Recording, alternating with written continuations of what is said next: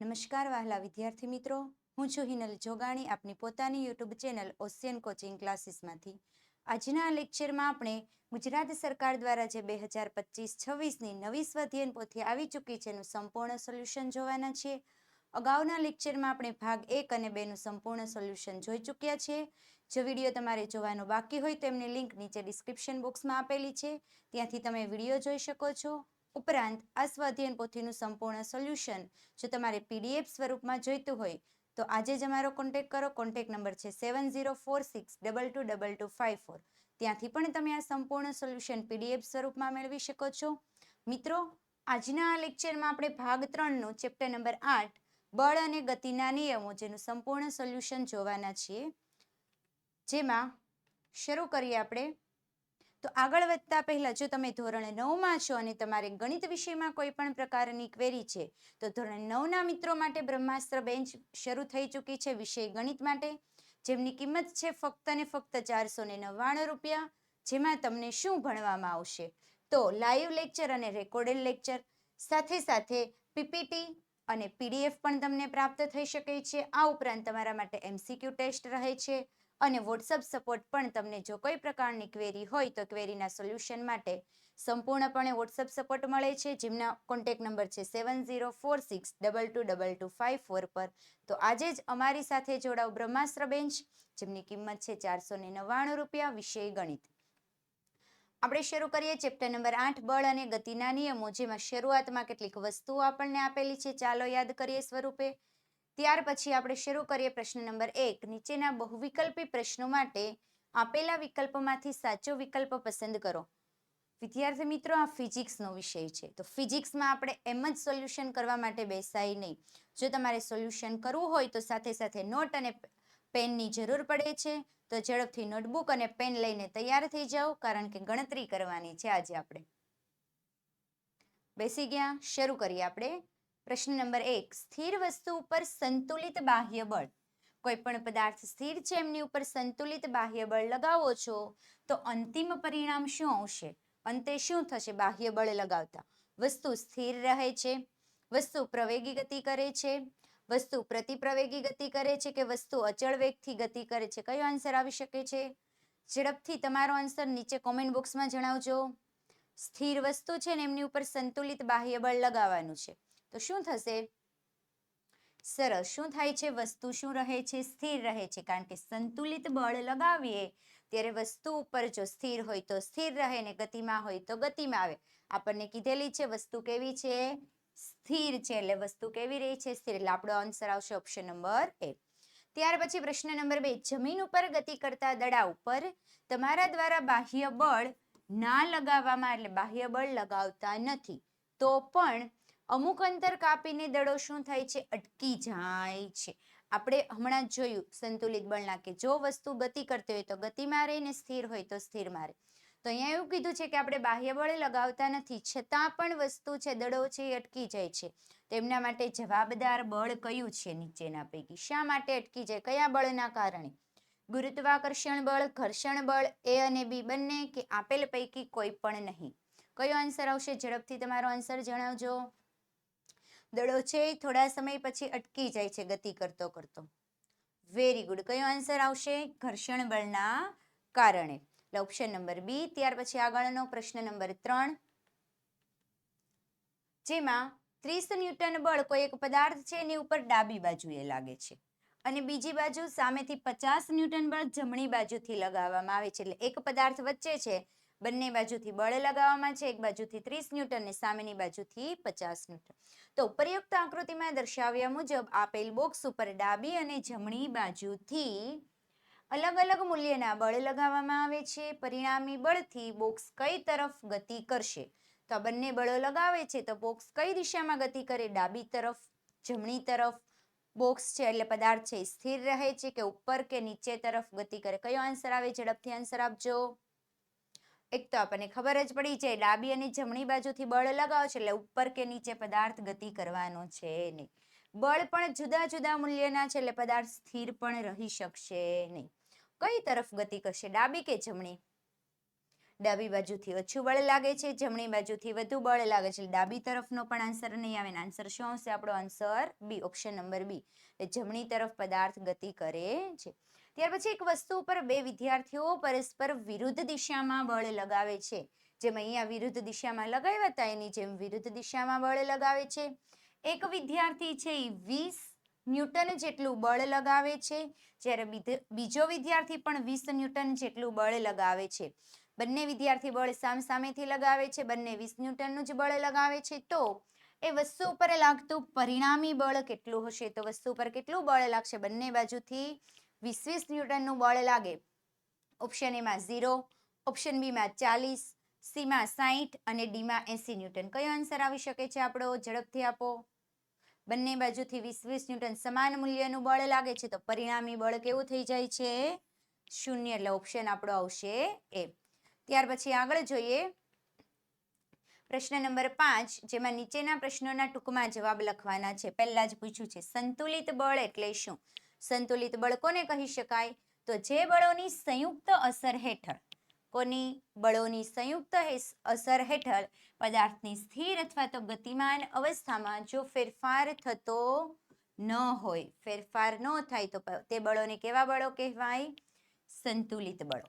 ત્યાર પછી આગળ છે કે સંતુલિત બળનું એક ઉદાહરણ આપો. સંતુલિત બળ કોને કહી શકાય?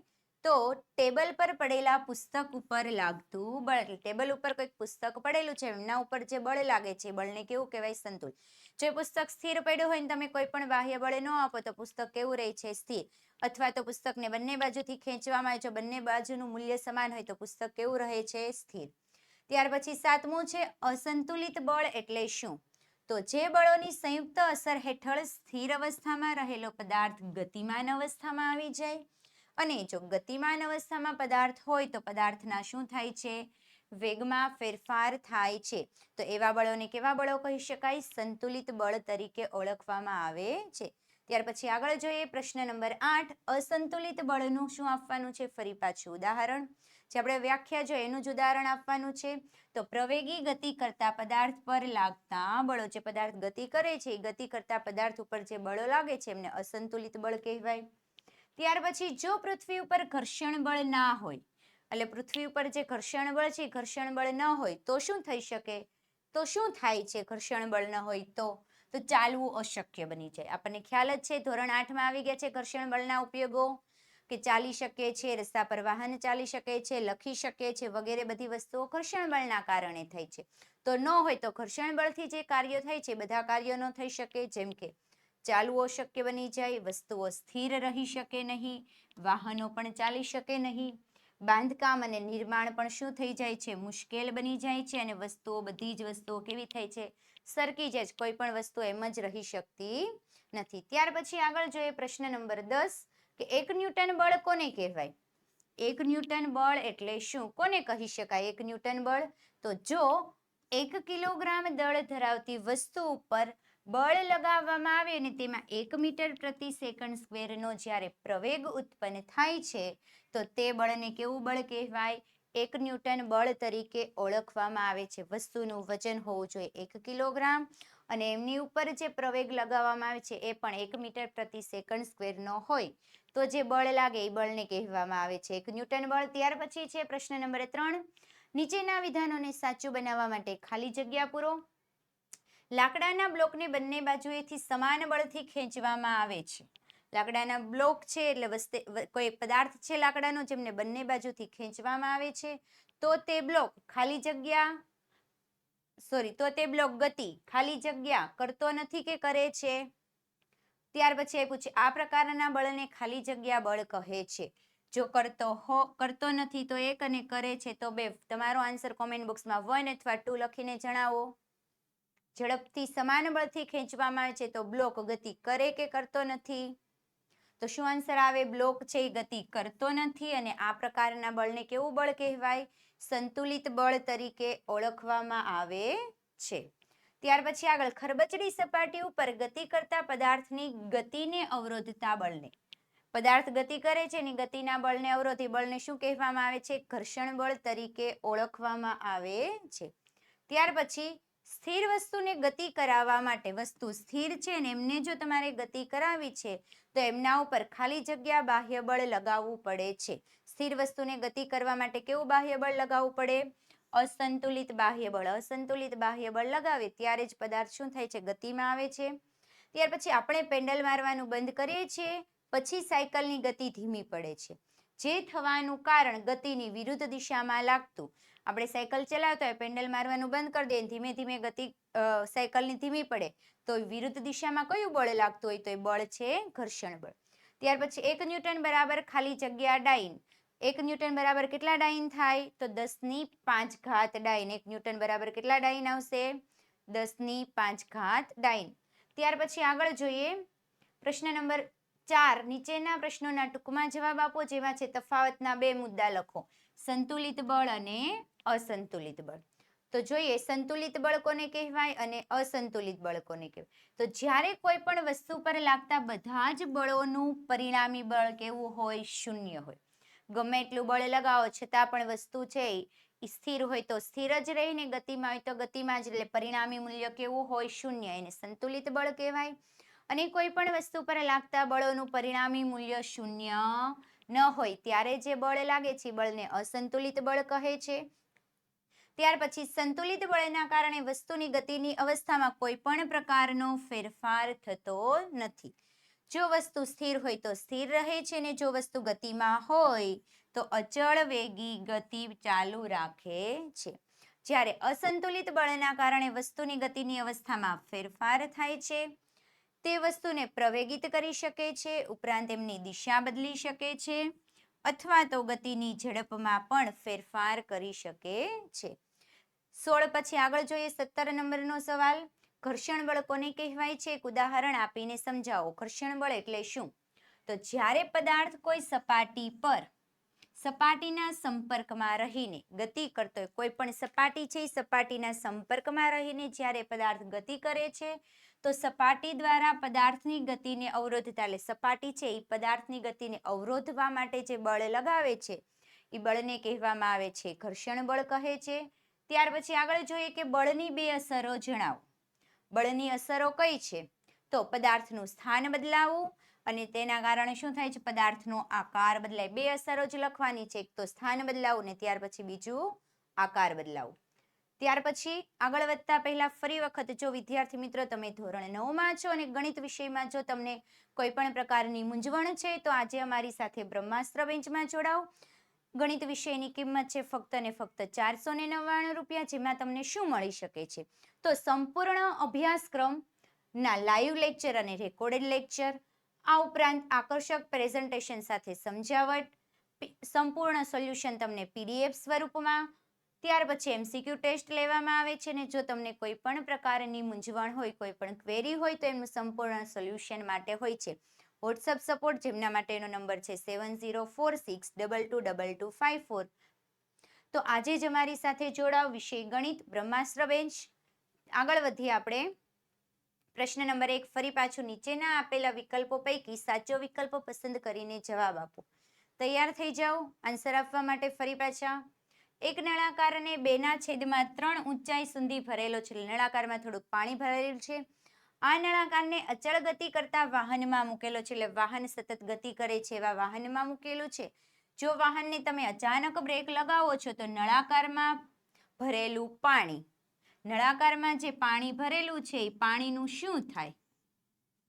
નળાકારમાં જે પાણી ભરેલું શું થાય? આગળની તરફ છલકાશે, પાછળની તરફ છલકાશે. પાણી સ્થિર રહેશે કે પાણી છલકાશે નહીં?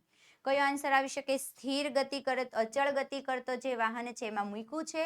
અચાનક બ્રેક લાગે છે, બ્રેક લાગે તો શું થઈ જાય? આગળ જાય, પાછળ જાય, સ્થિર રહે કે પાણી છલકાય જ નહીં? ઝડપથી આન્સર આપજો. શું થાય છે? Very good. પાણી ક્યાં જાય છે? આગળની તરફ છલકાશે. એટલે આપણો આન્સર આવશે ઓપ્શન નંબર 1. આપણે પણ અમુક વખત કારમાં, બસમાં બેઠા હોય ને અચાનક બ્રેક લાગે તો આપણે પણ શું થઈએ છે? આગળ ઝૂકી જઈએ ને. હા, એની જેમ પાણી પણ ક્યાં જાય છે? આગળ તરફ નમે છે, એટલે આગળની બાજુ છલકાય છે. આકસ્મિક પરિસ્થિતિમાં કારમાં અચાનક બ્રેક લગાવતા સીટ ઉપર બેસેલ વ્યક્તિ આગળની તરફ ફંગોળાઈ જઈને ઈજા ના પામે માટે કારમાં સીટ બેલ્ટ આપવામાં આવે છે. હમણાં જે અચાનક તમે કાર છે તો એમાં બ્રેક લગાવો તો વ્યક્તિ આગળની તરફ ફંગોળાઈ ન જાય અથવા આગળ નમી ન જાય અને તેમને ઈજા ન થાય માટે એમાં શું આપવામાં આવેલું હોય છે? Seat belt. તમે કહી શકશો કે કારને અચાનક બ્રેક લગાવતા કયા નિયમના આધારે વ્યક્તિ આગળની તરફ ફંગોળાય છે? તો આગળ કયા નિયમના પ્રમાણે જાય છે? તો ન્યૂટનની ગતિનો પહેલો નિયમ, બીજો નિયમ, ત્રીજો નિયમ કે ગુરુત્વાકર્ષણનો નિયમ? કયો નિયમ આવી શકે છે? ઝડપથી આન્સર આપો. A, B, C કે D? આગળ નમી જાઓ છો કયા નિયમના આધારે? તો શું આવશે? ઓપ્શન નંબર A, ન્યૂટનની ગતિનો પહેલો નિયમ. ત્યાર પછી આગળ જોઈએ, ચાલતી બસમાં એક વ્યક્તિ સિક્કો ઉછાળે છે. જો પાછળની તરફ પડે છે તો આ ઉપરથી બસની ગતિ વિશે શું કહી શકશો? બસ કેવી ગતિ કરતી હશે? પ્રવેગી ગતિ, પ્રતિપ્રવેગી ગતિ, વર્તુળાકાર પથ પર ગતિ કે નિયમિત ગતિ? કઈ ગતિ કરતી હોઈ શકે છે? તો આન્સર આવે છે આપણો ઓપ્શન નંબર C, વર્તુળાકાર ગતિ. ત્યાર પછી ઢોળાવ ધરાવતી સપાટી પર થતી વસ્તુઓની ગતિનું અવલોકન કરનાર વૈજ્ઞાનિક કોણ હતા? ન્યૂટન, ગેલિલિયો કે આઈન્સ્ટાઈન? ઢોળાવવાળી વસ્તુ પર પદાર્થની ગતિનું અવલોકન કર્યું હતું. કયા વૈજ્ઞાનિકે કર્યું હતું? ઝડપથી. તો આન્સર આવે છે આપણો ઓપ્શન નંબર C, ગેલિલિયો. કોણે કર્યું હતું? ગેલિલિયો. ત્યાર પછી આગળ જોઈએ, નીચેના વિધાનો સાચા છે કે ખોટા તે જણાવો. ગતિના બીજા નિયમને જડત્વનો નિયમ પણ કહે છે. બીજો નિયમ છે એમને જડત્વનો નિયમ કહેવાય. સાચું કે ખોટું? ઝડપથી આન્સર આપજો. ટ્રુ કે ફોલ્સ? Very good. શું આવે છે? ખોટું. કારણ કે બીજા નિયમને નહીં, કયા નિયમને કહેવાય છે જડત્વનો નિયમ? પહેલા નિયમને. ત્યાર પછી આગળ, જ્યાં સુધી વસ્તુને કોઈ બાહ્ય બળ વડે તેની અવસ્થા બદલવાની ફરજ ન પડે ત્યાં સુધી દરેક વસ્તુ પોતાની સ્થિર અવસ્થા કે સુરેખ પથ પર થતી નિયમિત ગતિની અવસ્થા જાળવી રાખે છે. એટલે જ્યાં સુધી પોતાનું સ્થાન નથી બદલતું તો સ્થિર હોય તો નિયમિત ગતિની અવસ્થા જાળવી રાખે છે. સાચું કે ખોટું? આ વિધાન કેવું છે? ઝડપથી આન્સર આપો. આ વિધાન કેવું છે? એકદમ સાચું. એટલે આપણો આન્સર આવશે ટ્રુ. ત્યાર પછી કોઈ વસ્તુ સ્થિર રહેશે ક્યાં સુધી? તો જ્યાં સુધી તેની ઉપર અસંતુલિત બળ ન લાગે. વસ્તુ પર અસંતુલિત બળ ન લાગે ત્યાં સુધી વસ્તુ સ્થિર રહે છે. સાચું કે ખોટું? ઝડપથી આન્સર આપજો. સવાલ નંબર 25 શું આવે છે? આમાં પણ સાચું. ત્યાર પછી ગતિ કરતી મોપેડને અચાનક જો બ્રેક લગાવવામાં આવે, મોપેડ એટલે કોઈ પણ ગાડી આપેલી છે, એમને બ્રેક લગાવવામાં આવે તો મોપેડ પર એટલે ગાડી ઉપર બેઠેલો વ્યક્તિ પાછળની તરફ નમી પડે. બ્રેક મારો તો પાછળ જાય. આનો તો અનુભવ આપણે કરેલો હોય. બ્રેક લગાવે તો વ્યક્તિ પાછળ તરફ નમી પડે. આ વિધાન કેવું છે? ખોટું. ત્યાર પછી આગળ જોઈએ, પ્રશ્ન નંબર 27. ન્યૂટનની ગતિનો પ્રથમ નિયમ સાચો હોય તો સપાટી પર ગબડતો દડો અમુક અંતર કાપીને શા માટે સ્થિર થઈ જાય છે? અહીંયા આપણને એવું કીધું છે કે ન્યૂટનની ગતિનો પહેલો નિયમ શું કહે છે? કે જ્યાં સુધી પદાર્થ પર અસંતુલિત બાહ્ય બળ ન લાગે ત્યાં સુધી સ્થિર હોય તો સ્થિર રહે અને ગતિ કરતો હોય તો પદાર્થ પોતાની અચળ વેગી ગતિ છે એ ચાલુ રાખે છે. પણ એવું કીધું છે કે પહેલો નિયમ સાચો હોય તો દડો થોડુંક અંતર કાપે, ગતિ કરતો હોય, તમે બાહ્ય બળ નથી આપતા તો દડાની ગતિ સતત ચાલુ રહેવી જોઈએ. પણ શું થાય છે? દડો અમુક અંતર કાપીને સ્થિર થઈ જાય છે. આવું શા માટે થતું હશે? તો દડાને જ્યારે ઘર્ષણ રહિત સપાટી પર ગતિ કરાવવામાં આવે ને તો તે અચળ એટલે નિયમિત વેગી ગતિ કરતો જ રહે છે. પરંતુ એટલે જો કે વ્યવહારમાં ઘર્ષણ રહિત સપાટી કોઈ પણ જગ્યા પર કેવી છે? શક્ય નથી. તેથી ઘર્ષણ બળ એટલે અસંતુલિત બળની અસર નીચે દડો અમુક અંતર કાપ્યા પછી શું થાય છે? અટકી જાય છે એટલે સ્થિર થઈ જાય છે. ત્યાર પછી આગળ, સૂર્યનું ગુરુત્વાકર્ષણ બળ એકાએક નાશ પામે તો શું થાય? સૂર્યની પાસે જે ગુરુત્વાકર્ષણ બળ છે એ જ કદાચ નાશ થઈ જાય તો શું થઈ જાય? તો સૂર્યમંડળના જે ગ્રહો છે એ શું થાય? પરિભ્રમણ કરે છે. પરિભ્રમણ કરતા કેવા થાય? અટકી જાય, પરિભ્રમણ ન થાય અને શું કરે? અંતરિક્ષમાં એટલે અવકાશમાં સીધી રેખામાં સતત ને સતત ગતિ કરતા થઈ જાય છે. ત્યાર પછી આગળ જોઈએ, પ્રશ્ન 4. નીચેના પ્રશ્નોના ટૂંકમાં જવાબ આપો. 29 નંબર, કેરમ બોર્ડ ઉપર મૂકેલી કુકરીની થપ્પીમાં નીચેની કુકરીને સ્ટ્રાઈકર વડે પૂરતી તીવ્રતાથી સમક્ષિતિજ દિશામાં જો ફટકારવામાં આવે તો શું થાય અને શા માટે? એટલે આખી થપ્પી કરીને તમે મૂકેલી છે ને ફક્ત નીચેની કુકરીને જ તમારે ફટકારવાની છે તો આખી થપ્પીની કુકરીઓનું શું થાય છે? તો અફાળવામાં આવે. એટલે જો ફટકારવામાં આવે છે તો માત્ર તેના સ્થિર અવસ્થામાં રહેવાના જડત્વના ગુણધર્મમાં શું થાય છે? ફેરફાર થાય છે. તેથી તે થપ્પીમાંથી એટલે જે આખી ઢગલી છે એમાંથી બહાર આવી જાય છે, પણ થપ્પીની બાકીની કુકરીઓ છે એ પોતાના જડત્વના એટલે સ્થિર અવસ્થામાં રહેવાના ગુણધર્મને લીધે થપ્પીમાં અકબંધ જળવાઈ રહીને ક્યાં આવે છે? અધો દિશામાં, એટલે નીચેથી કુકરી હરી જાય છે, ઉપરની જે થપ્પી હોય ફરી પાછી નીચે આવી જાય છે. ત્યાર પછી આગળ જોઈએ પ્રશ્ન નંબર 30. ટ્રકમાં ઉપર સુધી ભરવામાં આવેલ સામાનને બાંધવો જરૂરી થઈ જાય. ટ્રકમાં તમે જે સામાન ભરેલો હોય છે એમને બાંધવો જરૂરી છે. શા માટે આવું કરવું પડે? તો ટ્રેનની છત ઉપર મૂકેલા સામાનને દોરડા વડે બાંધવામાં ન આવે તો નીચેની 3 પરિસ્થિતિઓમાંથી સામાન ટ્રેનની છત પરથી નીચે પડી જાય છે. શા માટે? તો જો સ્થિર ટ્રેન અચાનક ઝડપથી ગતિમાં આવે તો સામાન સ્થિર સ્થિતિમાં જડત્વના ગુણધર્મને લીધે તેની મૂળ અવસ્થામાં થતા ફેરફારનો શું કરે છે? વિરોધ કરે છે, અને સામાન પાછળની તરફ ધકેલાઈ જવાના કારણે શું થાય છે? નીચે પડી જાય છે. એટલે ટ્રેનની છત ઉપર જો કોઈ પણ સામાન મૂકેલો હોય તો એનો મૂળ અવસ્થાનો ગુણધર્મ છે કે સ્થિર સ્થિતિમાં રહે. સ્થિર સ્થિતિમાં રહેવાનો શું કરે છે? વિરોધ કરે છે, એટલે નીચે પડી જાય છે. આ ઉપરાંત જો ટ્રેન સુરેખ પથ પર અચળ વેગથી ગતિ કરતી હોય અને એનો ડ્રાઈવર શું કરે? અચાનક શું કરે? બ્રેક લગાવે તો ગતિના જડત્વના ગુણધર્મને લીધે સામાન આગળની તરફ ધકેલાઈ જાય છે, જેના કારણે પણ નીચે પડી જાય છે. આ ઉપરાંત જો બસ સુરેખ પથ પર ગતિ કરતી હોય, બસ હોય, ટ્રેન હોય કે ટ્રક હોય, કોઈ પણ વસ્તુ સુરેખ પથ પર ગતિ કરતું હોય તો તેનો ડ્રાઈવર વળાંક પાસે ટ્રેનને ઝડપથી તીવ્ર વળાંક આપે તો દિશાના જડત્વના ગુણધર્મને લીધે સમાન મૂળ અવસ્થામાંથી સરકીને ક્યાં જાય છે? નીચે પડી જાય છે. અહીંયા બસના બદલે શું આવશે? ટ્રેન. સુરેખ પથ પર ગતિ કરતી હોય તો એનો ડ્રાઈવર છે ટ્રેનને શું કરે છે? ઝડપથી વળાંક આપે છે, જેમના કારણે પણ મૂળ અવસ્થામાં સરકીને ક્યાં પડી જાય છે? નીચે પડી જાય છે. અને જો હવે આ ટ્રેન જે આપ્યું છે એમની બદલે તમને ટ્રક આપે તો ટ્રેનની બદલે શબ્દ કયો ફેરવવાનો આપણે? ટ્રક. બસ આપે તો શબ્દ કયો કરવાનો? બસ. કોઈ પણ વાહન આપી દે તો ફક્ત જવાબ આ જ આવશે. ફક્ત તમારે જે સવાલમાં આપ્યું છે બસ, ટ્રેન, ટ્રક, જે વાહનનું નામ આપેલું છે એ વાહનનું નામ ફક્ત બદલવાનું રહેશે. ત્યાર પછી આગળ પ્રશ્ન નંબર 31. ન્યૂટનના ગતિના પ્રથમ નિયમને યોગ્ય ઉદાહરણ સહિત સમજાવો. પહેલો નિયમ જોઈએ. ગતિમાન અવસ્થામાં રહેલા પદાર્થ પર અસંતુલિત બાહ્ય બળ ન લાગે તો અચળ વેગથી ગતિમાન અવસ્થામાં શું રહે છે? ગતિમાન અવસ્થામાં જ રહે છે. ઉદાહરણ તરીકે ઘર્ષણ રહિત સપાટી પર જ્યારે દડાને ગતિ કરાવવામાં આવે છે તો તે અચળ એટલે નિયમિત વેગથી શું થાય છે? ગતિ કરતો રહે છે. જો કે વ્યવહારમાં ઘર્ષણ રહિત સપાટી છે એ શક્ય નથી, તેથી ઘર્ષણ બળ એટલે અસંતુલિત બળની અસર નીચે દડો છે એ અમુક અંતર કાપ્યા પછી શું થાય છે? અટકી જાય છે. આ ગતિમાન અવસ્થાનો એવું. હવે આપણે સ્થિર અવસ્થાનું લેવું હોય તો આનાથી ઊંધું લેવાનું કે જો સ્થિર અવસ્થામાં રહેલા પદાર્થ પર અસંતુલિત બાહ્ય બળ ન લાગે તો સ્થિર પદાર્થ હોય કેવી અવસ્થામાં રહે છે? સ્થિર અવસ્થામાં. ઉદાહરણ આપણે જોઈએ કે ટેબલ પર પડેલા પુસ્તકને જ્યાં સુધી અસંતુલિત બાહ્ય બળ લગાવવામાં નથી આવતું ત્યાં સુધી પુસ્તક કેવું રહે છે? સ્થિર જ રહે છે. ત્યાર પછી આગળ વધતા પહેલા વિદ્યાર્થી મિત્રો, જો તમારે ધોરણ 3 થી 12ની પીપીટી અથવા તો પીડીએફ જોઈતી હોય તો શું તમને મળે છે? એમાં સ્વાધ્યાયન પોથીનું સોલ્યુશન, સાથે સાથે દરેક પાઠની સમજૂતી અને સ્વાધ્યાયનું સોલ્યુશન, ગાલા સ્વાધ્યાય પોથીનું સોલ્યુશન, પ્રોજેક્ટ પ્રવૃત્તિ બુક, પ્રયોગ પોથી અને ભૂગોળ પોથી, ઉપરાંત અંગ્રેજી ગ્રામરનું સોલ્યુશન, યુનિટ ટેસ્ટ અને આઈએમપી પ્રશ્નો, અસાઇનમેન્ટ અને આઈએમપી પેપર સેટ, આ તમામનું સોલ્યુશન તમને પીપીટી અથવા તો પીડીએફ સ્વરૂપે પ્રાપ્ત થઈ શકે છે. જો આ પીપીટી અથવા પીડીએફ તમારે વોટ્સઅપ પરથી મેળવવી હોય તો વોટ્સઅપ નંબર છે 7046222254, ત્યાંથી પણ તમે મેળવી શકો છો.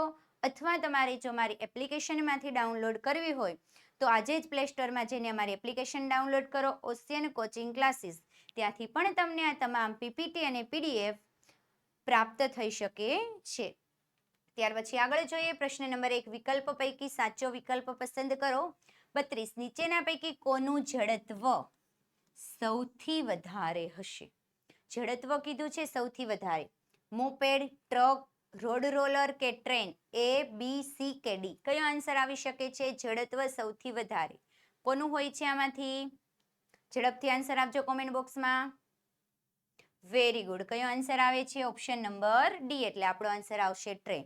શા માટે? તો જે પદાર્થ વધારે વજનવાળો હોય એ વધારે વજનવાળા પદાર્થનું જડત્વ કેવું હોય છે? વધારે. નીચેના પૈકી કયું વિધાન સાચું છે? સાચું વિધાન ગોતવાનું છે મિત્રો. વધારે દળદાર વસ્તુઓનું જડત્વ વધારે હોય છે. ઓછી દળદાર વસ્તુઓનું જડત્વ વધારે હોય છે. વધારે દળદાર અને ઓછી દળદાર વસ્તુઓનું જડત્વ સમાન હોય છે. ઉપર પૈકી કોઈ પણ વિધાન સાચું નથી. તો આ 4 ઓપ્શનમાંથી કયું ઓપ્શન આવી શકશે? એ, બી, સી કે ડી? કયો આન્સર આવે છે? ઝડપથી બતાવજો આન્સર. હજી ઉપરના ક્વેશ્ચનમાં હમણાં જ હું બોલી હિન્ટમાં. શું આવે છે? સરસ. જે વસ્તુઓ વધારે દળદાર હોય, દળદાર વસ્તુઓનું વજન કેવું, જડત્વ કેવું હોય છે? વધારે હોય છે. આગળ જોઈએ નીચેના પ્રશ્નોના ટૂંકમાં જવાબ આપો.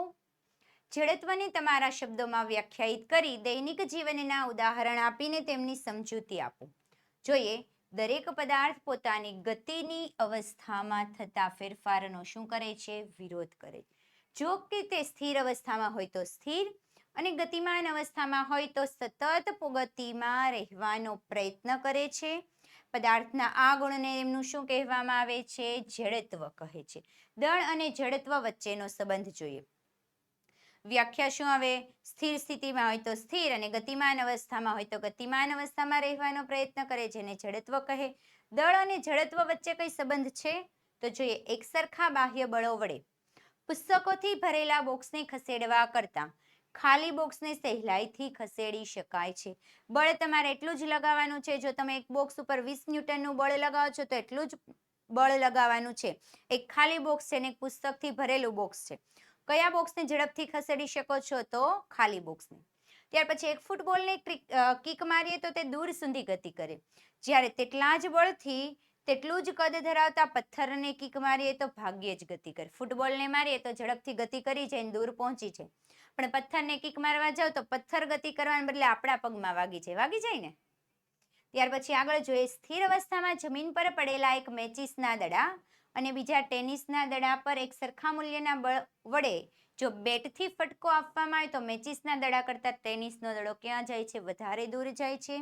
આ ઉપરાંત ચોથું ઉદાહરણ, એક લારીને ગતિ આપવા માટે જેટલા બાહ્ય બળની જરૂરિયાત હોય છે તેટલું જ જો બળ સ્થિર ટ્રેન પર લગાવવામાં આવે, એટલે હાથ લારી તો ઝડપથી ખસેડી શકાય, અને આવડી મોટી ટ્રેન છે એ ટ્રેનને જો તમે બળ લગાવો તો ટ્રેન ગતિમાં આવી શકતી નથી.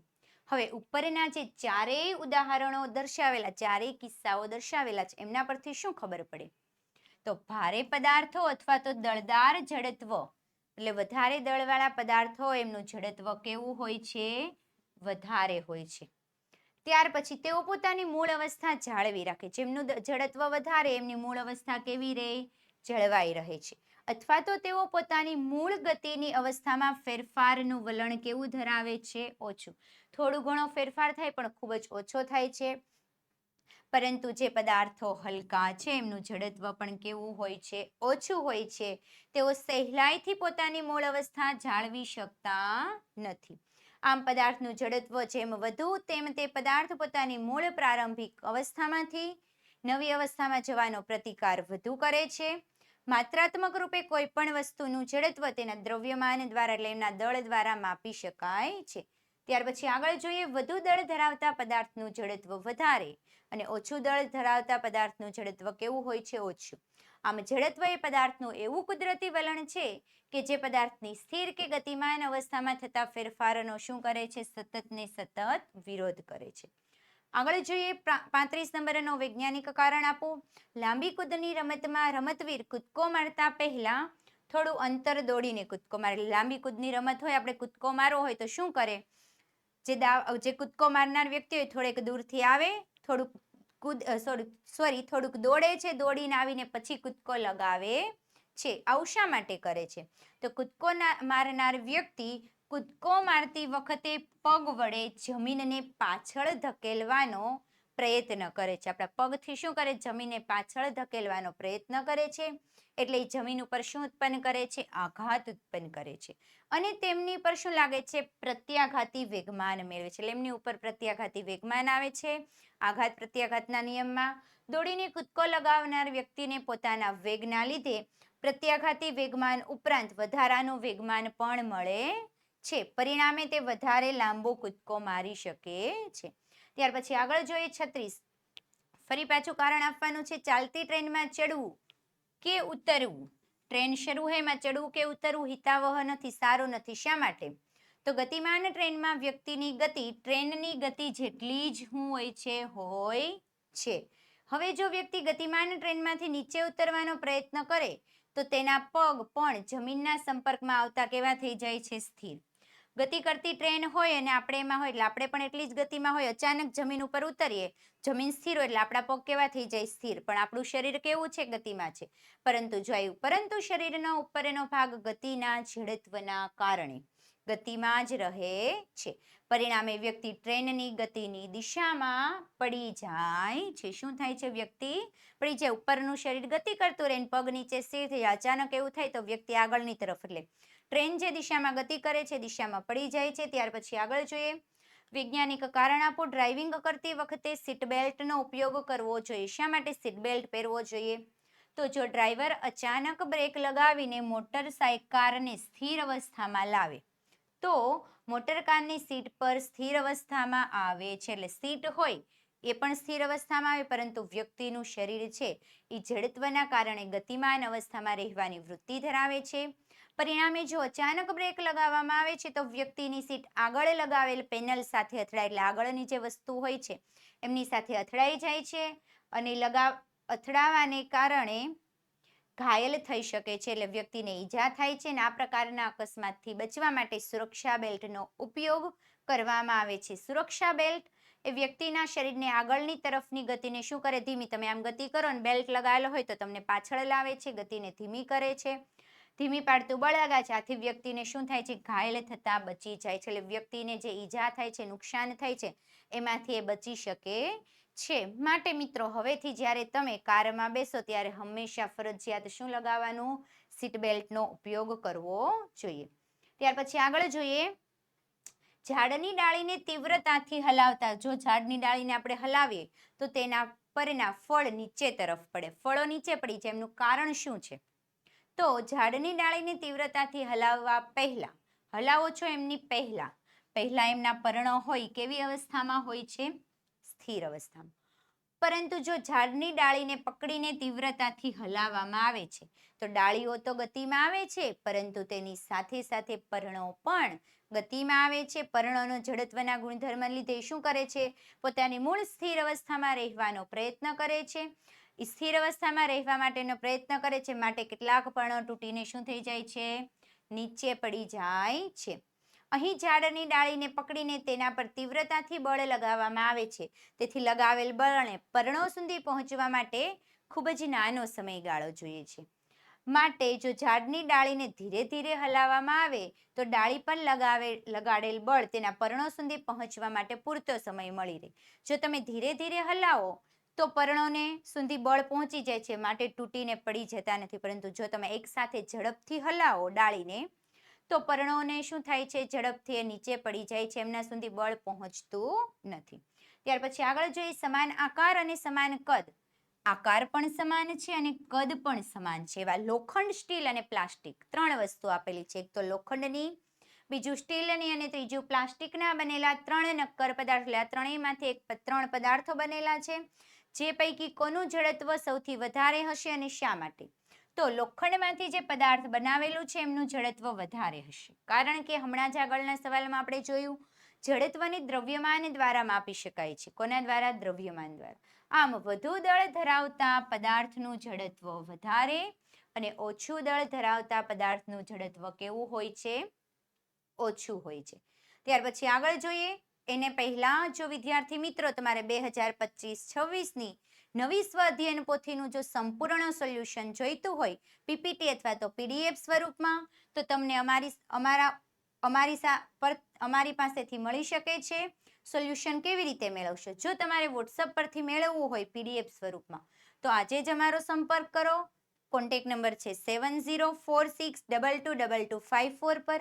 આ ઉપરાંત જો તમારે સંપૂર્ણ સોલ્યુશન એપ્લિકેશન પરથી મેળવવું હોય તો પ્લે સ્ટોરમાં જઈને આજે જ એપ્લિકેશન ડાઉનલોડ કરો, ઓશિયન કોચિંગ ક્લાસીસ. ત્યાંથી પણ તમને આ સંપૂર્ણ સોલ્યુશન પીડીએફ સ્વરૂપમાં પ્રાપ્ત થઈ શકે છે. ત્યાર પછી આપણે આગળ જોઈએ, ફરી પાછા આવી ગયા છે વિકલ્પ, એટલે ફરી પાછા તમે આન્સર આપવા માટે રેડી થઈ જાઓ. કોમેન્ટ બોક્સમાં તમારે આન્સર આપવાનો છે. બળનો એકમ ખાલી જગ્યા છે. બળનો એકમ કયો છે? કિલોગ્રામ મીટર પ્રતિ સેકન્ડ, કિલોગ્રામ મીટર પ્રતિ સેકન્ડ સ્ક્વેર, ન્યૂટન કે બી અને સી બંને. કયો આન્સર આવી શકે છે? બળનો એકમ પૂછ્યો છે. ઝડપથી આન્સર આપજો. એ, બી, સી કે ડી? Very good. કયો આન્સર આવે છે મિત્રો? ઓપ્શન નંબર ડી, કારણ કે બી અને સી બંને બળના એસઆઈ એકમો છે. ત્યાર પછી વેગમાનનો એસઆઈ એકમ. હવે કોનો પૂછ્યો છે? વેગમાનનો. કિલોગ્રામ મીટર પ્રતિ સેકન્ડ સ્ક્વેર, કિલોગ્રામ મીટર પ્રતિ second, kilogram into metre into second કે ન્યૂટન? વેગમાનનો એસઆઈ એકમ કયો આવી શકે છે? ઝડપથી આન્સર આપો. સરસ. કયો આન્સર આવે છે? ઓપ્શન નંબર એ, કિલોગ્રામ મીટર ઇન્ટુ મીટર પ્રતિ સેકન્ડ. ત્યાર પછી ગતિ કરતા પદાર્થનું જડત્વ. જે પદાર્થ ગતિ કરે છે પદાર્થનું જડત્વ કોની કોની ઉપર આધાર રાખે છે? પદાર્થના દળ ઉપર, પદાર્થના વેગમાન ઉપર, પદાર્થના આકાર ઉપર કે પદાર્થની ઝડપ ઉપર?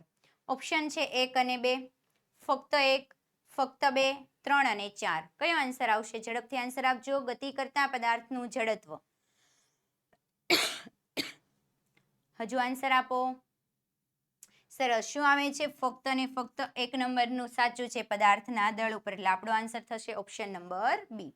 ત્યાર પછી આગળ જોઈએ પ્રશ્ન 43.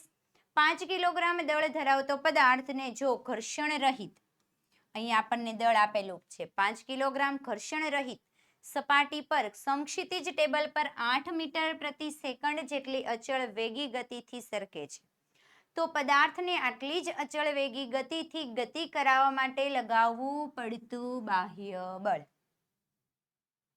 0 ન્યૂટન, 5 ન્યૂટન, 8 ન્યૂટન કે 40 ન્યૂટન? કેટલું બાહ્ય બળ લગાવવું પડે? અહીંયા આપણને ચોખવટ પાડી છે, ઘર્ષણ રહિત સપાટી છે. ઝડપથી આન્સર આપજો. હજુ જેમનો બાકી છે એ આપો. Very good. કયું આવે છે? ઘર્ષણ રહિત સપાટી પર ગતિ જ કરે છે, તો ગતિ આટલી જ ચાલુ રાખવી છે, એમાં ફેરફાર નથી કરવો, તો કેટલું બળ લગાવવું પડે? 0 ન્યૂટન. એટલે આપણો આન્સર આવે છે ઓપ્શન નંબર એ. ત્યાર પછી આગળ જોઈએ ક્વેશ્ચન નંબર 44. 44માં આપેલું છે જોડકું, જેમાં કોલમ 1માં આપેલી છે ભૌતિક રાશિ અને કોલમ 2માં આપેલા છે એમના એકમો. જોઈએ કઈ કઈ ભૌતિક રાશિ આપેલી છે, તો કોલમ 1માં પહેલી ભૌતિક રાશિ આપેલી છે બળ. હમણાં જ જોઈએ આપણે બળનો એકમ મીટર પ્રતિ second, newton, kilogram into metre પ્રતિ સેકન્ડ. કયો આન્સર આવશે બળનો? એકની સામે શું આવશે? 1 કરીને લખજો. એ, બી કે સી? ઝડપથી. બળનો એસઆઈ એકમ. સરસ. શું આવે છે? કિલોગ્રામ મીટર પ્રતિ સેકન્ડ આવે ને? સાચું કે ખોટું? તમારે હવે યસ યાનો લખવાનો. આવે તો યસ, નો આવે તો નો. ઝડપથી આન્સર આપજો. બળનો એસઆઈ એકમ આવે ને કિલોગ્રામ ઇન્ટુ મીટર પ્રતિ સેકન્ડ. આવે ને? Yes yes yes. No no. જેટલા વિદ્યાર્થીઓએ નો લખ્યું છે ને એટલાનો જવાબ સાચો છે. યસ લખ્યું એ બધાનો જવાબ કેવો છે? ખોટો. બળનો એસઆઈ એકમ કયો થાય છે? ન્યૂટન. એટલે આપણો આન્સર આવશે ઓપ્શન નંબર બી. ત્યાર પછી આપેલું છે વેગમાન. બે જ ઓપ્શન વધ્યા, એ અને સી. વેગમાનનો એસઆઈ એકમ. થોડુંક મગજ ચલાવજો. Very good. કયો આવે છે? Option number C, kilogram into metre પ્રતિ સેકન્ડ. ને ત્યાર પછી હવે તો છેલ્લે વેગમાં કયું આવે? મીટર પ્રતિ સેકન્ડ. એટલે ઓપ્શન એ. આગળ જોઈએ પ્રશ્ન નંબર 45. આવી ગયો છે આપણી માટે દાખલો. નોટ અને પેન રેડી રાખજો. એક 125 કિલોગ્રામ દળ ધરાવતી કાર. દળ આપેલું છે 125, વેગ આપેલો છે 50 મીટર પ્રતિ સેકન્ડ અને શોધવાનું છે શું આપણે એમનું વેગમાન કેટલું હશે. તો જોઈએ દળ 125, વેગ આપેલો 50 મીટર પ્રતિ સેકન્ડ, તો વેગમાનને દર્શાવાય p. p બરાબર એટલે વેગમાન બરાબર દળ ગુણ્યા વેગ, એટલે p બરાબર mv. m એટલે દળ આપેલો 125 ગુણાકારમાં વેગ 50, એટલે આન્સર આવે છે 6250 કિલોગ્રામ ઇન્ટુ મીટર પ્રતિ સેકન્ડ. ત્યાર પછી આગળ જોઈએ ક્વેશ્ચન નંબર 46. ન્યૂટનની ગતિનો બીજો નિયમ લખો. બીજો નિયમ લખવાનો છે ને તેમની ફક્ત ને ફક્ત શું આપવાની છે? સમજૂતી. જોઈએ પદાર્થના વેગમાનમાં થતા ફેરફારનો. કોના ફેરફાર થાય છે? વેગમાનમાં. એ ફેરફારનો સમય દર તેના પર લાગતા કોના જેટલો હોય છે? અસંતુલિત બળ જેટલો અને બળની દિશામાં હોય છે. આથી F ચલે છે ડેલ્ટા પી ના છેદમાં ટી. ડેલ્ટા પી એટલે શું છે? વેગમાનમાં થતો ફેરફારનો સમય દર છે. શું છે ડેલ્ટા પી? વેગમાનમાં થતા ફેરફારનો સમય દર. એટલે F ચલે છે ડેલ્ટા પી ના છેદમાં ટી. ડેલ્ટા પી એટલે વેગમાન અને એમાં ફેરફાર થતો સમય એટલે છેદમાં ટી. ત્યાર પછી આગળ જોઈએ 47. 10 કિલોગ્રામ દળ ધરાવતો પદાર્થ સ્થિર દળ કેટલું છે? 10 કિલોગ્રામ. અવસ્થા છે સ્થિર. સ્થિર અવસ્થામાંથી શરૂ કરે છે અને પોતે 2 મીટર પ્રતિ સેકન્ડ સ્ક્વેર અચળ પ્રવેગી ગતિ કરે છે. તો આપણે ગણતરી કરવાની છે અને વેગમાન શોધવાનું છે અને ત્યારબાદ એમનો વેગ પણ મેળવવાનો છે. પહેલી સેકન્ડમાં ત્યાર પછીનો સમય આપ્યો 1.5 સેકન્ડ, ત્યાર પછી આપ્યું છે 2 સેકન્ડ અને ત્યાર પછી 2.5 સેકન્ડ. જો વેગમાન શોધીએ પહેલી સેકન્ડમાં તો આપણો આન્સર આવે છે 2 મીટર પ્રતિ સેકન્ડ અને વેગ આવે છે 20 કિલોગ્રામ મીટર પ્રતિ સેકન્ડ. ત્યાર પછી 1.5 સેકન્ડે આવે છે 3 મીટર પ્રતિ સેકન્ડ, જ્યારે સામે આવે છે 30 કિલોગ્રામ મીટર પ્રતિ સેકન્ડ. 2 સેકન્ડ લઈએ તો 4 મીટર પ્રતિ સેકન્ડ અને 40 કિલોગ્રામ મીટર પ્રતિ સેકન્ડ અને 2.5 સેકન્ડે 5 આવે છે અને સામે આવે છે 50. ત્યાર પછી આગળ જોઈએ ક્વેશ્ચન નંબર 48. એક 200 કિલોગ્રામની બસ કોઈક વેગથી ગતિ કરે છે તો તેમને 500 ન્યૂટન જેટલું સરેરાશ અવરોધક બળ વડે બ્રેક લગાવીને 20 મીટર અંતર ઉપર જો રોકી દેવામાં આવે તો આ બસનો વેગ કેટલો હશે? આપણે વેગ શોધવાનું છે. તો પહેલા દળ આપણને આપી દીધું છે 20 કિલોગ્રામ, બળ આપેલું છે 500 ન્યૂટન. કેટલુંક અંતર કાપીને સ્થિર થાય છે ને, તો 20 મીટર આપણને અંતર આપી દીધું છે. બસ અટકી જાય એટલે એમનો અંતિમ વેગ કેટલો થઈ જાય? v બરાબર 0. તો પહેલા તો સૂત્ર આવશે બળ F બરાબર ma, જેમના પરથી આપણે શું શોધી શકીએ? પ્રવેગ. ઉપરયુક્ત કિંમત સૂત્રમાં મૂકીએ તો આપણને એની કિંમત મળે છે 2.5 મીટર પ્રતિ સેકન્ડ સ્ક્વેર. ત્યારબાદ આપણી પાસે સૂત્ર છે v square minus u square બરાબર 2as, જેમાં અંતિમ વેગ 0, પ્રારંભિક વેગ શોધવાનો છે. ફરી પાછી કિંમત મૂકીએ 2, એની કિંમત આપણને અહીંયા મળ્યું 2.5, એસ ની કિંમત આપેલી છે 20, કિંમત મૂકીએ છીએ અને વર્ગમૂળ લઈએ છીએ તો આપણો આન્સર કેટલો આવે છે? યુ સ્ક્વેર વર્ગ લઈએ તો આપણો આન્સર કેટલો આવે? 100 મીટર પ્રતિ સેકન્ડ. અને જો આમ બસનો વેગ 100 મીટર પ્રતિ સેકન્ડ થશે અને જો આપણે યુ શોધીએ તો યુ બરાબર કેટલો આવી શકે? 10 મીટર પ્રતિ સેકન્ડ. યુ એટલે વેગ થાય છે 10 મીટર પ્રતિ સેકન્ડ, જેનો સ્ક્વેર કરીએ તો કેટલો આવશે? 100 મીટર પ્રતિ સેકન્ડ. તો આમ બસનો વેગ કેટલો થઈ જાય? 10 મીટર પ્રતિ સેકન્ડ. ત્યાર પછી આગળ જોઈએ કયા કિસ્સામાં વધારે બળની જરૂર પડશે? બે કિસ્સા આપેલા. 3 કિલોગ્રામ દળ ધરાવતી વસ્તુને 7 મીટર પ્રતિ સેકન્ડના દરે પ્રવેગિત કરવા કે 5 કિલોગ્રામ દળ ધરાવતી વસ્તુને 3 મીટર પ્રતિ સેકન્ડના દરે પ્રવેગિત કરવા. તો જોઈએ, પહેલાનું દળ આપેલું છે 3 કિલોગ્રામ અને પ્રવેગ આપેલો છે 7 મીટર પ્રતિ સેકન્ડ સ્ક્વેર. અહીંયા આપણને ક્વેશ્ચનમાં ભૂલ આપેલી છે મિત્રો. અહીંયા આપેલું છે પ્રવેગિત કરવા, એટલે પ્રવેગ આપેલો છે તો પ્રવેગનો એસા એકમ હંમેશા થાય છે મીટર પ્રતિ સેકન્ડ સ્ક્વેર. મીટર પ્રતિ સેકન્ડ તો વેગનો એકમ થાય છે. તો સ્વઅધ્યયન પોથીના સવાલમાં એકમમાં ભૂલ છે, એટલે પ્રવેગ આવે તો મીટર પ્રતિ સેકન્ડ સ્ક્વેર યુનિટ યાદ રાખવાનો છે.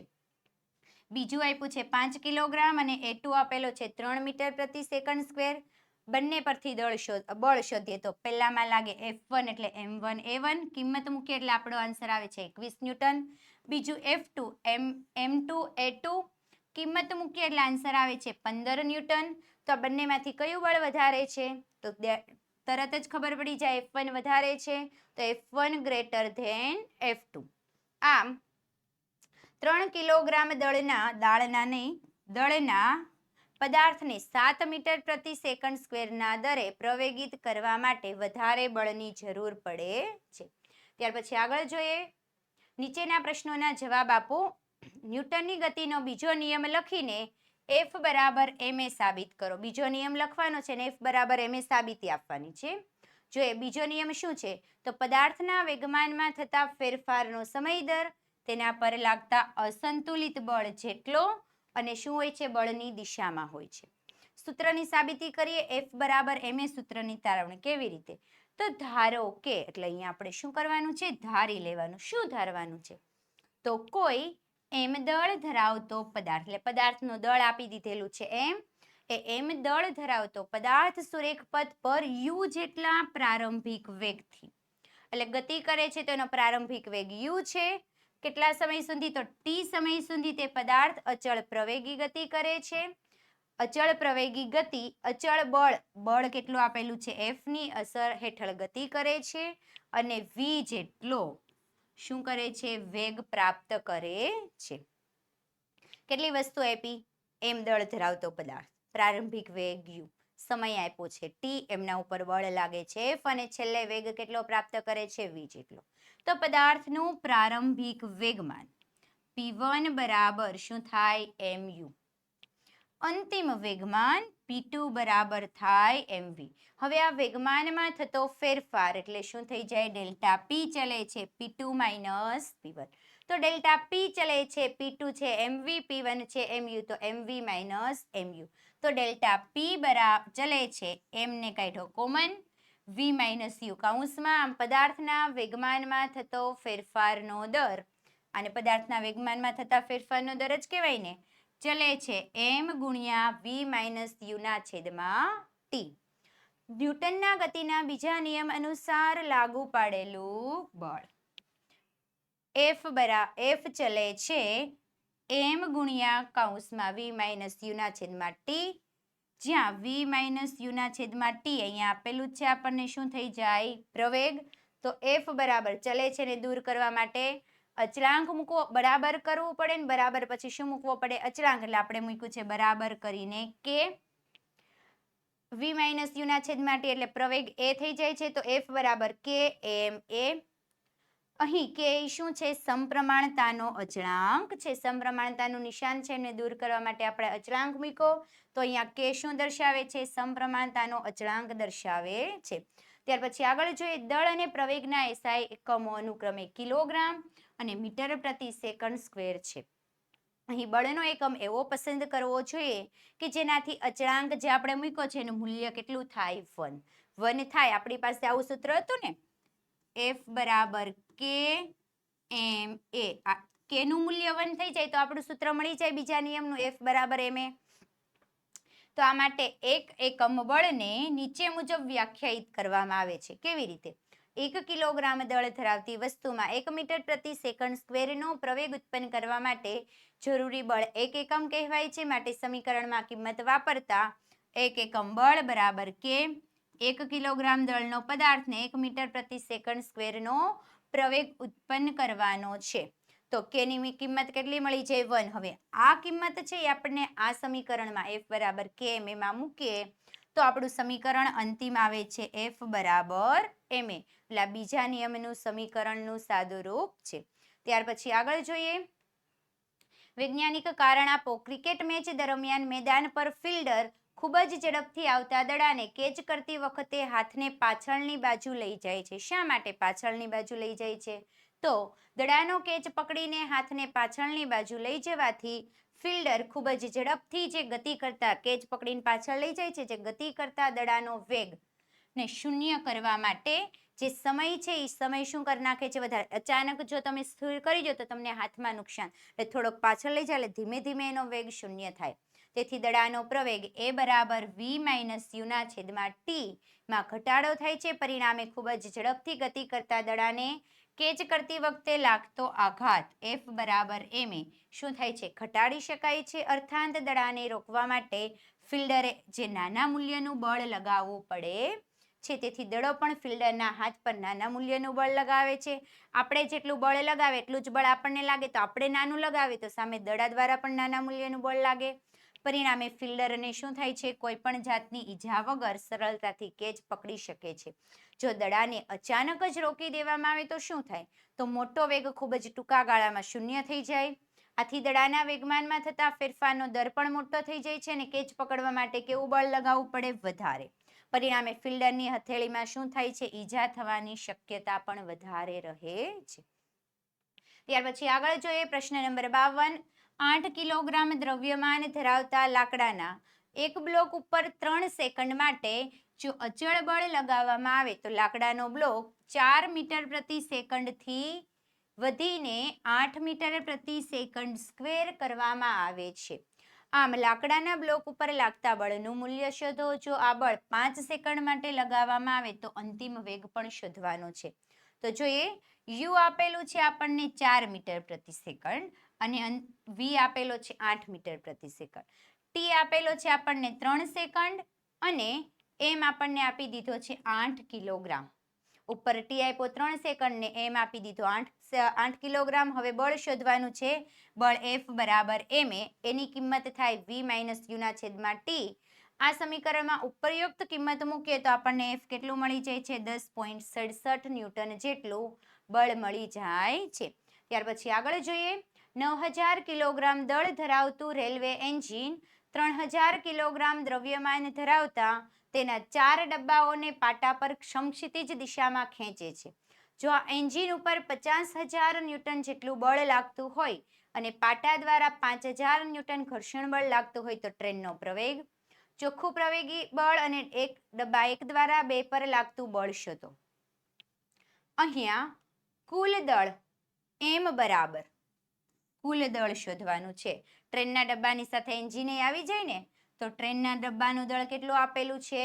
9000 અને એન્જિનનું આપેલું છે 9000 અને એક ડબ્બાનું આપેલું છે કેટલું? 3000.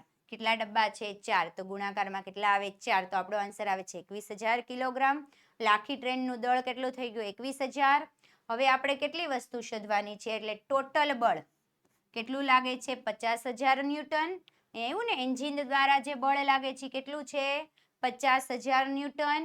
અને પાટા દ્વારા જે ઘર્ષણ બળ લાગે છે જેને આપણે સ્મોલ f વડે દર્શાવેલું છે 5000 ન્યૂટન છે. 3 વસ્તુ શોધવાની: ટ્રેનનો પ્રવેગ, ચોખ્ખું પ્રવેગી બળ અને 1 દ્વારા 2 પર લાગતું બળ. તો સૌપ્રથમ આપણે બી નંબરથી શરૂ કરીએ. ચોખ્ખું પ્રવેગી બળ કેટલું હશે? તો ચોખ્ખું પ્રવેગી બળ કેટલું હોય? જેટલું લાગે છે એમાંથી ઘર્ષણ બળને બાદ કરી દેવાનું. તો કેપિટલ F માઇનસ F ઉપરયુક્ત કિંમત મૂકીએ તો આન્સર આવશે 45,000 ન્યૂટન. ત્યાર પછી ટ્રેનનો પ્રવેગ F બરાબર ma. એની કિંમત આપણે શોધવાની છે. પ્રવેગ F ના છેદમાં m. F આપણને અહીંયા કેટલો મળ્યો? 45,000 ન્યૂટન. તો 45,000 ના છેદમાં એમનું દ્રવ્યમાન મળ્યું છે 21,000. તો 21,000 વડે ભાગાકાર કરીએ તો આપણને એ મળે છે 2.14 મીટર પ્રતિ સેકન્ડ સ્ક્વેર. હવે ત્રીજું, 1 દ્વારા 2 પર લાગતું બળ. તો F બરાબર ma. m ની કિંમત છે 9000 અને એ છે 2.14. ત્યાર પછી F મળી જાય છે આપણને. આ કિંમત મૂકીએ તો 19,260 ન્યૂટન. હવે કુલ બળ, કેટલું બળ લાગે? તો એક તો જ્યાં લાગે છે 19,260. કોના દ્વારા લાગે છે? એન્જિન દ્વારા. ત્યાર પછી આ 3000 એમનું પોતાનું દ્રવ્યમાન એટલે એ આવશે 3000. બંનેનો સરવાળો કરીએ એટલે આન્સર આવશે 22,260 ન્યૂટન. આગળ જોઈએ પ્રશ્ન નંબર 54. 15 મીટર પ્રતિ સેકન્ડના વેગથી ગતિ કરતા 150 ગ્રામ દળના ક્રિકેટ બોલને જો બેટ વડે ફટકારતા તે મૂળ ગતિની વિરુદ્ધ દિશામાં 10 મીટર પ્રતિ સેકન્ડના વેગથી પાછો ફરે છે. આ દરમિયાન બેટ વડે લાગતા બળથી બોલના વેગમાનમાં થતો ફેરફાર ગણો. તો અહીંયા દળ પહેલા કેટલો આપી દીધો? 150 ગ્રામ. જેનું શું થાય? કિલોગ્રામમાં ફેરવે તો 0.15 કિલોગ્રામ. બોલનો પ્રારંભિક વેગ આપણને યુ કેટલો આપી દીધો છે? 15 મીટર પ્રતિ સેકન્ડ. ત્યારબાદ અંતિમ વેગ વી આપેલો છે 10 મીટર પ્રતિ સેકન્ડ. હવે હોકી સ્ટિક વડે ફટકાર્યા બાદ હોકીનો બોલ મૂળ ગતિની વિરુદ્ધ દિશામાં ગતિ કરે છે. તો હોકીના બોલનું પ્રારંભિક વેગમાન, પ્રારંભિક એટલે શું આવે? mu. એમ આપેલો 0.15 અને યુ આપેલો છે 15. તો આપણો આન્સર આવે છે 2.25 કિલોગ્રામ મીટર પ્રતિ સેકન્ડ. ત્યારબાદ જો અંતિમ વેગમાન શોધીએ, અંતિમમાં આવે mv. ફરી પાછી કિંમત m અને v ની મૂકીએ તો આપણો આન્સર થઈ જાય છે -1.5 કિલોગ્રામ મીટર પ્રતિ સેકન્ડ. ત્યારબાદ શું શોધવાનું છે? વેગમાનમાં થતો ફેરફાર. તો વેગમાનમાં થતો ફેરફાર એટલે અંતિમ વેગમાન માઇનસ પ્રારંભિક વેગમાન. જે આપણી પાસે આન્સર આવ્યો છે કિંમત મૂકીએ તો આપણને અંતિમ વેગમાન જે ફેરફાર થાય છે મળે છે -3.75 કિલોગ્રામ મીટર પ્રતિ સેકન્ડ. આગળ જોઈએ પ્રશ્ન નંબર 55. ગતિના બીજા નિયમનો ઉપયોગ કરીને બળનો એકમ તારવો. ત્યાર પછી આપેલું છે 5 ન્યૂટન બળ લગાવવાથી m1 દળ ધરાવતા પદાર્થમાં 8 મીટર પ્રતિ સેકન્ડ અને m2 દળ ધરાવતા પદાર્થમાં 24 મીટર પ્રતિ સેકન્ડ જેટલો શું ઉત્પન્ન થાય છે? પ્રવેગ. પ્રવેગ આપ્યો એટલે ફરી પાછો સ્વાધ્યાયન પોથીના ક્વેશ્ચન માર્ક શું છે? ભૂલ છે. પ્રવેગનો SI એકમ કેવો થાય? મીટર પ્રતિ સેકન્ડ સ્ક્વેર. એટલે આ SI એકમમાં ભૂલ છે. જો બંને દ્રવ્યમાનોને ભેગા બાંધી દેવામાં આવે તો આ બળ દ્વારા કેટલો પ્રવેગ ઉત્પન્ન થશે?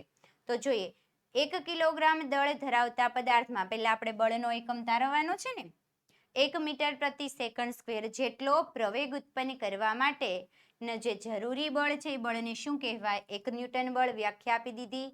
F બરાબર ma પરથી એકમ કેવી રીતે? F નો SI એકમ, m નો SI એકમ અને પ્રવેગનો SI એકમ. m નો છે કિલોગ્રામ અને પ્રવેગનો થાય મીટર પ્રતિ સેકન્ડ સ્ક્વેર, અથવા તો એમને દર્શાવવું હોય તો શેના વડે? ન્યૂટન વડે પણ દર્શાવવામાં આવે છે. હવે આપણે દાખલો જોઈએ. F1 આપેલું છે 5 ન્યૂટન, જેમાં A આપેલું છે 8 મીટર પ્રતિ સેકન્ડ સ્ક્વેર. જે m1 છે પ્રથમ પદાર્થનું દળ છે. F2 આપેલું છે 5 ન્યૂટન, A2 આપેલું છે 24 મીટર પ્રતિ સેકન્ડ સ્ક્વેર, જ્યાં m2 છે બીજા પદાર્થનું દળ છે. આપણી પાસે સૂત્ર છે ન્યૂટનનો ગતિનો બીજો નિયમ F બરાબર ma, ફાધર બરાબર મધર. જેમાંથી આપણે m ને કરતા બનાવી લઈએ તો m1 બરાબર f1 ના છેદમાં a1, ઉપરયુક્ત કિંમત મૂકવાની. ફરી પાછું m2 બરાબર f2 ના છેદમાં a2, ફરી પાછી કિંમત મૂકીએ. હવે આ બંને પદાર્થોને ભેગા બાંધી દઈએ તો તેમનું કુલ દળ તો કે m બરાબર m1 પ્લસ m2, જે આપણી પાસે આન્સર આવ્યો એ કિંમત મૂકવાની. સાદુરૂપ આપવાનું એટલે છેલ્લે આપણો આન્સર આવે છે 5 ના છેદમાં 6 કિલોગ્રામ. કુલ m દળ ધરાવતા પદાર્થ F, એના ઉપર લાગતું બળ કેટલું છે? 5 ન્યૂટન.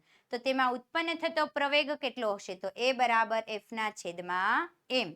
F આપણી પાસે છે 5, m ની કિંમત આવી 5 ના છેદમાં 6. કિંમત મૂકી અને સાદુરૂપ આપતા આપણો આન્સર કેટલો મળી જાય છે આપણને? પ્રવેગ 6 મીટર પ્રતિ સેકન્ડ સ્ક્વેર જેટલો. ખબર પડી મિત્રો? આગળ જોઈએ. ફરી પાછી ખાલી જગ્યા આવી ગઈ છે. કુદરતમાં એકલા આટુલા બળનું અસ્તિત્વ શક્ય નથી. આ બાબત ન્યૂટનના ગતિના ખાલી જગ્યા નિયમ પરથી ફલિત થાય છે. કયા નિયમ પરથી આપણે જાણી શકીએ છીએ કે એકલા આટુલા બળનું અસ્તિત્વ શક્ય નથી? તો આન્સર આવે છે કયો નિયમ? ત્રીજો નિયમ. ત્યાર પછી ક્રિયાબળ અને પ્રતિક્રિયાબળ હંમેશા ખાલી જગ્યા મૂલ્યના અને ખાલી જગ્યા દિશામાં હોય છે. તો સમાન મૂલ્યના અને હંમેશા વિરુદ્ધ દિશામાં જ હોય છે. આગળ જોઈએ. રોકેટ ન્યૂટનની ગતિના ખાલી જગ્યા નિયમ ઉપર કાર્ય કરે. રોકેટ કયા નિયમ ઉપર કાર્ય કરે? તો ત્રીજા નિયમ ઉપર. ત્યાર પછી બંદૂકમાંથી ગોળી છૂટવાની ઘટના બાદ બંદૂક ખાલી જગ્યા તરફ ધકેલાય છે. ગોળી છૂટે ને બંદૂક કઈ તરફ ધકેલાય? તો પાછળની તરફ. આગળ 60 નંબરનો ક્વેશ્ચન. આપણી ચાલવાની ક્રિયા ન્યૂટનના ગતિના ત્રીજા નિયમના સંદર્ભમાં સમજાવો. આપણે રસ્તા પર ચાલી શકીએ છીએ. કેવી રીતે? જ્યારે રસ્તા પર ચાલવાની ઈચ્છા કરીએ છીએ ત્યારે ન્યૂટનના ગતિના ત્રીજા નિયમ અનુસાર બળની જરૂરિયાત ઊભી થાય છે, જે આપણા શરીરમાં શું કરે છે? પ્રવેગ ઉત્પન્ન કરે છે. તેના માટે આપણું સ્નાયુ બળ એટલે આપણા શરીરમાં રહેલા સ્નાયુઓ દ્વારા સ્નાયુ પેશીય બળ રસ્તા પર પાછળની તરફ લાગે. કઈ તરફ લાગે? પાછળની તરફ લગાવે. પરિણામે ન્યૂટનના ગતિના ત્રીજા નિયમ અનુસાર રસ્તા વડે તે જ સમયે આપણા પર પણ તેટલા મૂલ્યનું પરંતુ વિરુદ્ધ દિશામાં પ્રતિક્રિયા બળ લાગે છે, જેથી આપણે રસ્તામાં ક્યાં જઈ શકીએ છીએ? આગળ ચાલી શકીએ છીએ. ત્યાર પછી આગળ જોઈએ. અહીં ક્રિયાબળ અને પ્રતિક્રિયાબળ સમાન મૂલ્યના હોવા છતાં ક્રિયાબળ અને પ્રતિક્રિયાબળ સમાન મૂલ્યના છે, પરંતુ દરેક વખતે શું છે? સમાન પ્રવેગ ઉત્પન્ન કરી શકતા નથી, કારણ કે બળો અલગ અલગ પદાર્થો ઉપર લાગે છે, જેમના દળ કેવા હોય છે? અસમાન પણ હોઈ શકે છે. રસ્તાનું દળ ને આપણું દળ બંનેમાં તફાવત હોય ને. તેથી ઉપરયુક્ત ઉદાહરણમાં રસ્તા દ્વારા આપણા દ્વારા એટલે ક્રિયાબળ જે લાગે છે એ લાગવા છતાં પણ રસ્તો શું કરતો નથી? ગતિ કરતો નથી, કારણ કે તેનું દળ અગણિત છે. પણ આપણા પર રસ્તા વડે તેટલા જ મૂલ્યનું વિરુદ્ધ દિશામાં પ્રતિક્રિયા બળ લાગવાના કારણે આપણામાં પ્રવેગ ઉત્પન્ન થાય છે અને આપણે રસ્તા પર ચાલી શકીએ છીએ, કારણ કે આપણું દળ કેવું હોય છે? નિશ્ચિત હોય છે અને રસ્તા કરતાં ઓછું હોય છે. ત્યાર પછી આગળ જોઈએ. ફરી પાછું કારણ આપવાનું છે. પાણીમાં ઉભેલી હોડીના કિનારેથી કૂદકો મારીને પાણીના કિનારે જતા હોડી પાછળની તરફ ધકેલાય છે. શા માટે? તો એક ખલાસી નદી કિનારે સ્થિર બોટમાં ઊભો છે. હવે હોડી પરથી આગળ તરફ કૂદકો મારીને કિનારા ઉપર આવવાનો પ્રયત્ન કરે છે. ત્યારે બોટ પર પણ તેટલા જ મૂલ્યનું શું લાગે છે? પ્રતિક્રિયા બળ લાગે છે. પરિણામે હોડી શું થાય છે? નદીમાં પાછળની તરફ ધકેલાય છે. ત્યાર પછી આગળ બોક્સિંગ બેગ ઉપર હાથ વડે ખૂબ જ તીવ્રતાથી ઘાત કરતા હાથને ઈજા થાય છે. કારણ આપો. જ્યારે આપણે બોક્સિંગ બેગને વધારે જોરથી મારીએ તો આપણા હાથને પણ નુકસાન થાય. શાથી? કારણ કે આપણને ખ્યાલ જ છે એકલા અતુલા બળનું અસ્તિત્વ કુદરતમાં શક્ય નથી. બળો હંમેશા શેમાં લાગે છે? જોડીમાં લાગે છે. તે સમાન મૂલ્યના અને પરસ્પર વિરુદ્ધ દિશામાં. જોડીમાં હોય બંનેનું મૂલ્ય પણ સમાન હોય, બંને વિરુદ્ધ દિશામાં હોય છે. તો બોક્સિંગ બેગ ઉપર હાથ વડે ખૂબ જ તીવ્રતાથી જો તમે ઘાત કરો છો તો ઘાત કરતા હાથને ઈજા થવાનું કારણ છે કે આપણે જેટલી તીવ્રતાથી બળ લગાવીએ છીએ એટલી જ તીવ્રતાથી બોક્સિંગ બેગ પણ આપણા ઉપર કયું બળ લગાવે છે? પ્રતિક્રિયા બળ, એટલે પ્રતિબળ લગાવે છે, જેના કારણે આપણે પણ નુકસાન થાય છે. ત્યાર પછી આગળ પ્રશ્નોના જવાબ. ન્યૂટનની ગતિનો ત્રીજો નિયમ લખી દૈનિક જીવનના ઉદાહરણો સહિત તેની સમજૂતી આપો. તો બે પદાર્થો વચ્ચેની ત્રીજો નિયમ છે. બે પદાર્થો વચ્ચેની જ્યારે આંતરક્રિયા દરમિયાન એક પદાર્થ જ્યારે બીજા પદાર્થ ઉપર બળ લગાવે છે ત્યારે બીજો પદાર્થ પણ તત્કાળ એટલે તરત જ પહેલા પદાર્થ ઉપર શું કરે છે? બળ લગાવે છે. આ બંને બળો હંમેશા સમાન મૂલ્યના અને પરસ્પર વિરુદ્ધ દિશામાં હોય છે. બંને બળોનું મૂલ્ય કેવું હોય છે? સમાન હોય છે અને પરસ્પર કેવા હોય છે? વિરુદ્ધ દિશામાં હોય છે. અને આ બંને બળો છે બંને પદાર્થો પર અલગ અલગ પદાર્થો પર લાગે છે. તે કદાપી એક જ પદાર્થ પર લાગતા નથી. જેમ કે ફૂટબોલની રમતમાં આપણે ફૂટબોલ પર તરફ જોવામાં અને તેને વધારે બળથી કિક મારવાનો પ્રયત્ન કરીએ છીએ. જ્યારે વધારે જોરથી કિક મારીએ છીએ ત્યારે શું થાય છે? તો પ્રતિસ્પર્ધી ટીમના ખેલાડી સાથે અથડાય છે. એટલે સામેની ટીમના ખેલાડી સાથે અથડાઈ જઈએ. આ ઘટનામાં આપણે અને પ્રતિસ્પર્ધી ટીમનો ખેલાડી બંને ઈજાગ્રસ્ત થાય, એટલે બંનેને નુકસાન થાય. કારણ કે બંને એકબીજા પર શું થાય છે? એક સરખા મૂલ્યોના બળ લગાવે છે. એટલે ટૂંકમાં એકલા આટલા બળનું અસ્તિત્વ શક્ય હતું નથી. બળો હંમેશા શેમાં લાગે છે? જોડીમાં. અને આ જોડીમાં કેવા હોય છે? પરસ્પર વિરોધી બળો હોય છે. એ વિરોધી બળોમાંથી એકને કહેવાય છે ક્રિયાબળ અને બીજાને કહેવાય છે પ્રતિક્રિયા બળ. ત્યાર પછી બીજા ઉદાહરણો. આકૃતિમાં દર્શાવ્યા પ્રમાણે એકબીજા સાથે જોડેલા સ્પ્રિંગ બેલેન્સનો વિચાર કરો. સ્પ્રિંગ બેલેન્સ બીનો છેડો એક દિવાલ જેવા દ્રઢ આધાર સાથે જડિત કરેલો છે. તેથી તે કેવો સ્થિર છે. જેમ કે અહીંયા સ્પ્રિંગ બેલેન્સ બી આપેલી છે આકૃતિમાં. એનો જે છેડો છે એ દિવાલની સાથે બાંધેલો છે. તો સ્પ્રિંગ બેલેન્સ બીનો છેડો સ્પ્રિંગ બેલેન્સ એના છેડા સાથે બાંધેલો છે. ત્યાર પછી બંને છેડાને શું કરેલા છે? જોડેલા છે. જ્યારે એના મુક્ત છેડા પાસે બળ લગાવવા એટલે એ તરફથી જો આપણે બળ લગાવીએ છીએ ત્યારે જોઈ શકાય છે કે બંને સ્પ્રિંગ બેલેન્સ તેમના સ્કેલ પર એક સરખું અવલોકન બતાવે છે. એ ઉપર ફક્ત બળ લગાવો છો છતાં પણ અવલોકન બંનેમાં એક સરખું જોવા મળે છે. ત્યાર પછી આગળ એમનો અર્થ શું થાય? તો સ્પ્રિંગ બેલેન્સ એ દ્વારા સ્પ્રિંગ બેલેન્સ બી પર લાગતું બળ અને બી દ્વારા એ પર લાગતું બળ સમાન અને એમની દિશા કેવી હોય છે? વિરુદ્ધ હોય છે. મૂલ્ય બંને ઉપર લાગે છે સમાન પરંતુ દિશા વિરુદ્ધ. આમાંના કોઈ પણ એક બળને કહેવાય ક્રિયાબળ, જ્યારે બીજા બળને કહેવામાં આવે છે પ્રતિક્રિયા બળ. ન્યૂટનના ગતિના ત્રીજા નિયમનું વૈકલ્પિક વિધાન. ફરી પાછું વિધાન આવે છે. એમાં થોડોક ફેરફાર કરવાનો. દરેક ક્રિયાબળની સામે સમાન મૂલ્યનું અને વિરુદ્ધ દિશામાં શું લાગે છે? પ્રતિક્રિયાબળ લાગે છે. તદુપરાંત એટલે આ ઉપરાંત ક્રિયાબળ અને પ્રતિક્રિયાબળ હંમેશા જુદી જુદી વસ્તુઓ ઉપર લાગે છે. બીજું ઉદાહરણ આપણે હમણાં જ જોયું કે આપણે રસ્તા પર ચાલવાની ઈચ્છા દર્શાવીએ ત્યારે ન્યૂટનના ગતિના બીજા નિયમ અનુસાર બળની જરૂરિયાત ઊભી થાય છે. બીજા નિયમમાં એવું તો બળ જરૂરી છે જે આપણા શરીરમાં શું કરે છે? પ્રવેગ ઉત્પન્ન કરે છે. તેના માટે આપણું સ્નાયુ પેશી બળ રસ્તા પર પાછળની તરફ લગાવે. આપણે બળ રસ્તા પર પાછળ લગાવીએ છીએ. પરિણામે ન્યૂટનના ગતિના ત્રીજા નિયમ અનુસાર રસ્તા વડે તે જ સમયે આપણા પગ પર પણ તેટલા જ મૂલ્યનું પરંતુ વિરુદ્ધ દિશામાં પ્રતિક્રિયા બળ લાગે છે, જેનાથી આપણે આગળ ચાલી શકીએ છીએ. અહીં ક્રિયાબળ અને પ્રતિક્રિયા બળ બંનેના મૂલ્યો કેવા હોવા જોઈએ? સમાન હોવા છતાં દરેક વખતે સમાન પ્રવેગ ઉત્પન્ન કરી શકતા નથી. બંનેના મૂલ્યો સમાન છે પરંતુ બંનેમાં પ્રવેગ ઉત્પન્ન થતો નથી. કારણ કે બળો અલગ અલગ પદાર્થો ઉપર લાગે છે, જેમના દળ પણ કેવા છે? અસમાન છે. પહેલા ઉદાહરણમાં જોયું તો કે એક સ્પ્રિંગ બેલેન્સને તમે ખેંચો છો તો બીજા ઉપર પણ દર્શાવે છે. જ્યારે રસ્તા પર ચાલો છો તો આપણે જ ગતિ કરીએ છીએ, રસ્તો ગતિ કરતો નથી, કારણ કે બંનેનું દળ કેવું છે? અલગ અલગ. તેથી ઉપરયુક્ત ઉદાહરણમાં રસ્તા પર આપણે જે ચાલીએ છીએ ક્રિયાબળ લાગવા છતાં રસ્તો ગતિ કરતો નથી, કારણ કે તેનું દળ અગણિત છે, એટલે વધારે છે. પરંતુ આપણા પર રસ્તા વડે જે તેટલા જ મૂલ્યનું વિરુદ્ધ દિશામાં બળ લાગે છે, જેના કારણે આપણામાં પ્રવેગ ઉત્પન્ન થાય છે ને આપણે ચાલી શકીએ છીએ.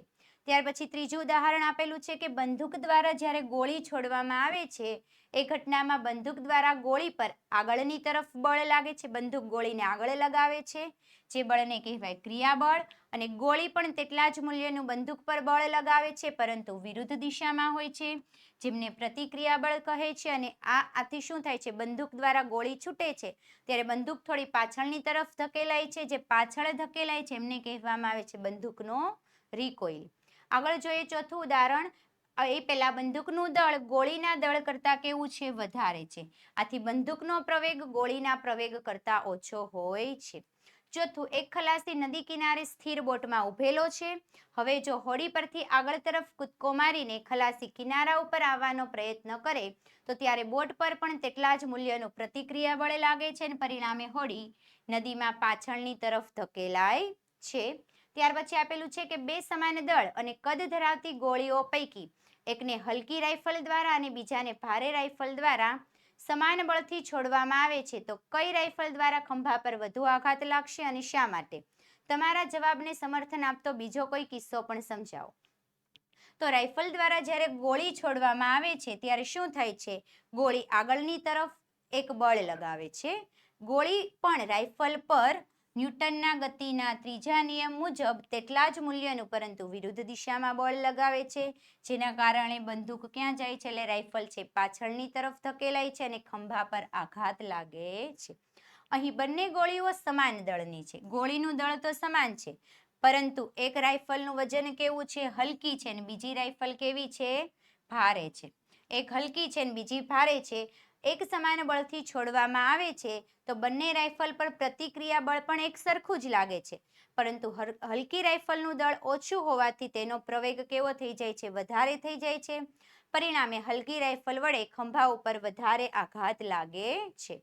જો વિદ્યાર્થી મિત્રો તમને આ મારો વિડીયો પસંદ આવ્યો હોય અને ગમ્યો હોય તો લાઈક કરો, તમારા જુદા જુદા મિત્રો સુધી શેર કરો, અને અમારી યુટ્યુબ ચેનલમાં નવા હોય તો આજે જ ચેનલને સબસ્ક્રાઇબ કરો. અસ્તુ. જય હિન્દ, જય ભારત.